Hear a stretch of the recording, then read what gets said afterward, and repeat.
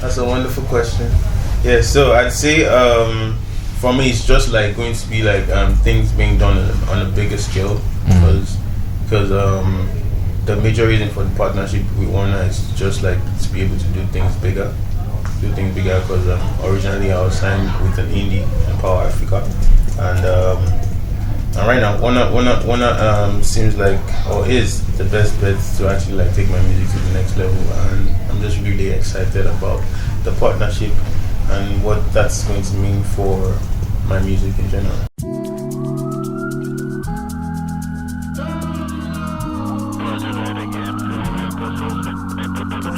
Yeah, so basically, right. One thing I really love to love to research, like even based off of music that came out like 40, 30 years ago from the Nigerian scene, you know, because like they were, I'd say, the pioneers of the sound, from Fela to Sir Victor Sadibe to Ebenezer Obey, Sonny Ade. These are like some of the legends that I just mentioned, and I was like watching a documentary on Chief Osadebe, and there was a part where they said, "Oh, this man is they call him the hypertension doctor," basically because music used to like bring a lot of ease to people. Like he was making high life, and that sound is just something you just want to be vibing, so you just feel good when you listen to it, right? And I decided to make a song, and the reason why I made that particular song is, for example, he said "Osondio Windy." Osondio Windy is a phrase that means to each his own, and I understand that in life, like we all have different journeys. Like what might work for me might not work for the next man. What might work for the next man might not work for me, because we are all different people, one way or the other. And the part where he said, where I said in the song Osadebe, I'm feeling like Osadebe. The reason I said that was because I make music that actually like brings ease to people too.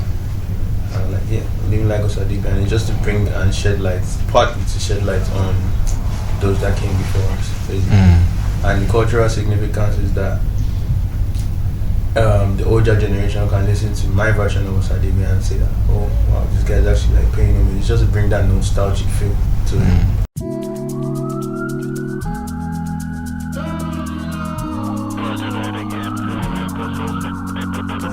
So I'd say like people that love Joeboy from the beginning definitely love those two songs, because I've not actually dropped a love song in a minute. Like 7-8 months I've not dropped a love song, and this is actually a love song, and that's what a lot of people know me for.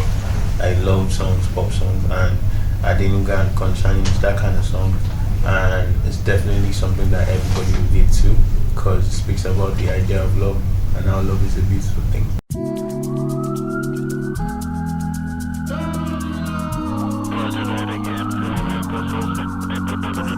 Yeah, so I'd say definitely the fact that they're very open with me on the business side. You know, a lot of artists don't even have access to their back end.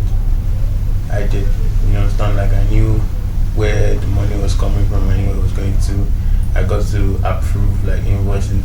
Like even as I've been an artist, then a lot of times, like especially where I'm from, like artists, like they're spending marketing budgets and everything that they don't even know about. They're not really enlightened with the figures and everything. Do you understand? It's just you don't worry about to focus on the music, you understand? But when Power was different, like I learned to understand the business a bit, and I was given enough freedom creatively, to be honest. So I'd say that really shaped me to be able to stand on my own in a way too, because I have like somewhat experience. It's not like, oh, they just left me to just focus on being an artist. Like I was involved in the business at some point, one way or the other.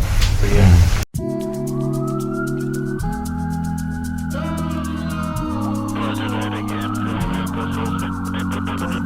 Okay, so personally, I said I made that tape for me, and that was like the last tape I was dropping in Power. So I made the tape for me, and it was just like me singing about where I was personally. You understand?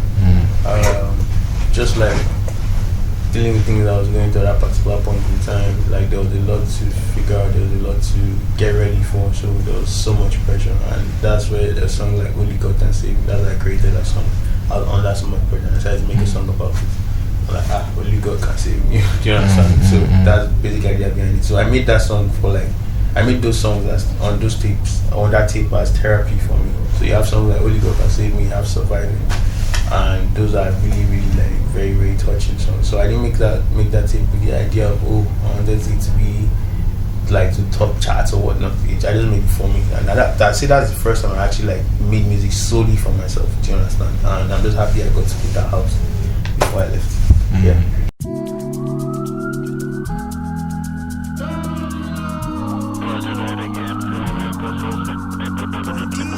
Okay, I'd say for me it's just like keeping it real and being consistent.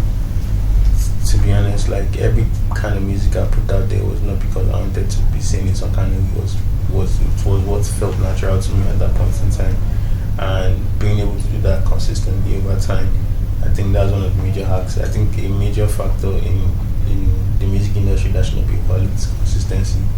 But you did it before, but you do it again and again and again and again. So once people realize that, I can actually like do this over time, because I've actually been in the game for like 5 years officially. Like the fact that I've been able to do that over time is just like, I'd say is one of the major attributes for my success.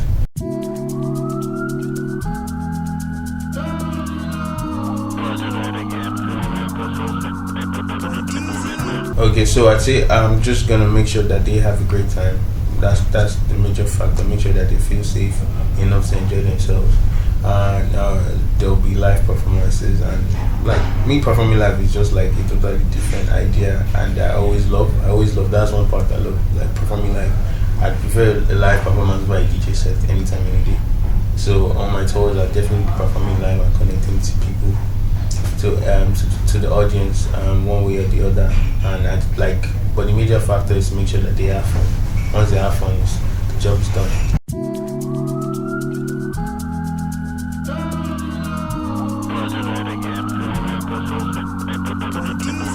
Yeah, so for me, staying positive has actually like brought me out of a lot of dark spaces, because I realized over time that it's very, very easy to just like slip into that dark phase, especially in the music industry. There's so much, everybody always has something to say, no matter how big you are. And the mind has a tendency to focus on the negative. Do you understand? So I've learned that being positive is just a way out of it. Like, they'll be like, are you sure? Because even before like breaking through this scene, right, I've been told so many times, this kind of sound's not gonna work. Like, are you sure you want to do this? You don't think you can actually like make it? There's so many other people out there working. And at the back of my mind I was like, okay, what if I do it and it actually works, you know? Instead of just like holding on to the fact that it might not work and I'll just like not do anything. So being positive has helped me to take action. Do you understand? Hoping that okay, something good can come out of this, and most of the time it usually happens right. So I say that really helps me. And one thing, and the way I say it relates to the audience, is that I always want them to feel good when they listen to my music, because having a positive mind actually helps you mentally, physically, even health wise. Like, just being positive is very, very good for everybody, to be honest. I'm not saying you should like be unrealistic, but don't just be try not to be sad every time. It's not good for your health. Yeah.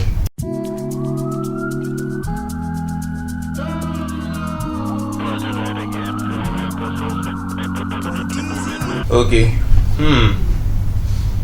I think that was before my breakthrough. So, but I was already on come up. That was 2017. I made the cover of the Sharon Shape of You.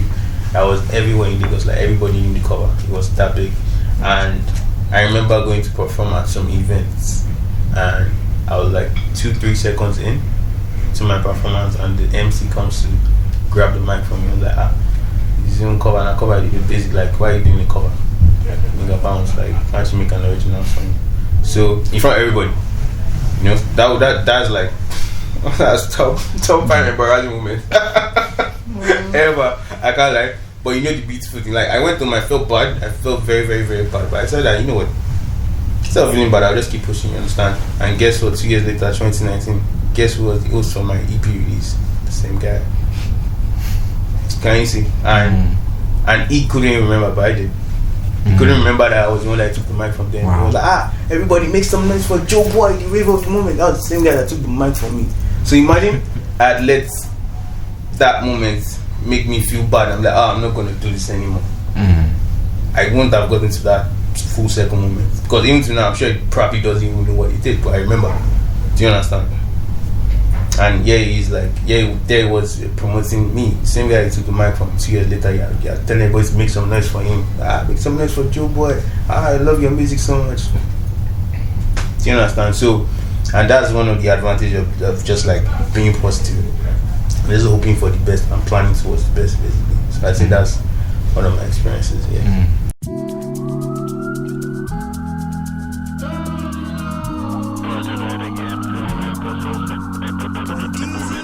Okay, so one thing I'm always doing is I'm always observing, I'm always looking around, I'm always checking stuff out. Like if I hear a sound that I like, it can be from anywhere. It could be Indian, it could be French, it could be Portuguese, it could be Spanish. As long as it piques an interest, like I get interested in it, I go and check it out, I listen to it, and I try to apply that to my music one way or the other. Because then at the end of the day, creating something is like a blend of different ideas that you've picked out from different places. So me being observant has helped me to be able to achieve that. So, and one thing I'm always doing is I'm always in the mood to create. Like everywhere I travel to, I have my mobile studio. Like it's just set up in the apartment. So anytime I get an inspiration, I record. So one thing I do is I create for no reason. Even if I have the biggest song in the world, I'm still creating. Even if things seem slow, I'm still creating. So I made like a routine basically. So it's a routine for me. I'm always creating. And what usually happens when you do that is that you have a lot of options when it comes to release, and there's really no pressure because you're not creating with that. Oh, I need to make a hit song right now, because every day I'm creating. So there's no pressure of trying to do that. It's just like selecting the next song. That's all I need to decide. So basically, my creative space is just routine. It's just routine, like always doing something, always creating music. It could be just one verse, it could be just one chorus, but I'm always making sure I'm creating a demo one way or the other. When you check my phone, I have so many voice notes. So even if I have a melody that I don't want it to escape my mind, I just record it on my phone. Yeah, that's just too fun.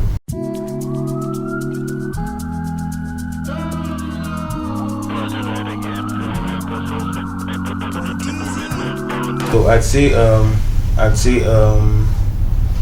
I just want Young Legend to be known for helping a lot of unorthodox creatives. And what I mean by unorthodox creatives is people that are so unapologetically themselves, like giving them a chance. You understand? You know, there's always this like idea of you have to be some certain kind of way to become an artist or a popular musician, or to break through. You have to be loud, you have to be this, you have to be that. But I don't want to be a place where they accept any kind of people as long as they are very, very talented. Do you understand? They're talented and they're different and they're unique. One thing I want Young Legend to stand for is a platform that has helped, or that helps a lot of unique talents that you can always say that this person is totally different, this person doesn't sound like anything I've heard out there. Do you understand? Just that ideal creative that is totally unique and different. And I know in due time it's definitely going to be something that is going to happen.